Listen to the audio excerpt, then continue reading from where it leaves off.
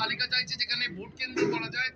আর তৃণমূল কংগ্রেসের পক্ষ থেকে বিভিন্ন আবাসনে যাওয়া হচ্ছে যাতে তারা এনওসি না দেন অথবা জানান এখানে কোনো প্রয়োজন নেই, এমনটা আপনাদেরই এক নেত্রী সতর্ক। দেখুন, তৃণমূল কংগ্রেস বিভিন্ন আবাসনে গিয়ে ধমকাচ্ছে, চমকাচ্ছে, বিশেষ করে লোকাল কাউন্সিলরকে দিয়ে। কারণ আবাসনের লোকেরা তো আর লক্ষ্মীর ভাণ্ডার পায় না, তারা তৃণমূল কংগ্রেসের মূলত বিরোধী ভোট দান করে। বেশিরভাগ ক্ষেত্রে এই আবাসনগুলোর বাইরে ভোটের দিন তালা মেরে দেয় তৃণমূল কংগ্রেসের হারমাত বাহিনী।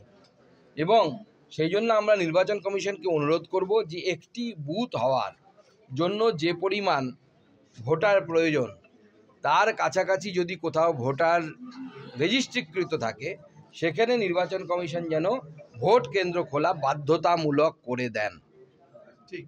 কোনো বিশেষ উদ্যোগ নিচ্ছেন আপনারা যাতে আবাসনগুলিতে? আমরা আবাসনগুলোর সাথে যোগাযোগ করছি, আমাদের তার জন্য কমিটিও তৈরি হয়েছে, আমাদের কমিটি যোগাযোগ করছে। এই সিঙ্গেলে করো, সৌমিতা কিচ্ছু হবে না, চলো কেউ ছাড়বে।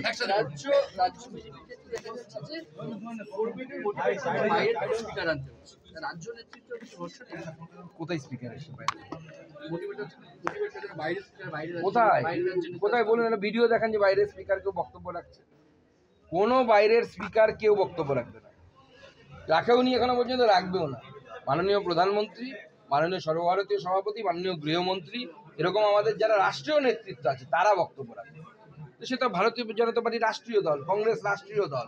তো কংগ্রেসের যদি কেউ বক্তব্য কোথাও সভা হয় তো রাহুল গান্ধী আসবেন না, বক্তব্য রাখবেন না? অত্যন্ত স্বাভাবিক, বক্তব্য রাখবেন। তৃণমূল কংগ্রেস যেমন হচ্ছে সোনার পাথর বাটি সর্বভারতীয় দল, তো সোনার পাথর বাটি সর্বভারতীয় দল যদি গোয়াতে যায় তো মুখ্যমন্ত্রী কি ওখানে বক্তব্য রাখবেন না? উনি তো নর্থ ইস্টে গিয়ে কত কি করে এলেন, আমরা পরে মানা করেছি। উনি কোকিল সেজে কুকু করুক না, আমাদের কে মানা করেছে? চলো ফলো করুন টাইমস নাও খবর।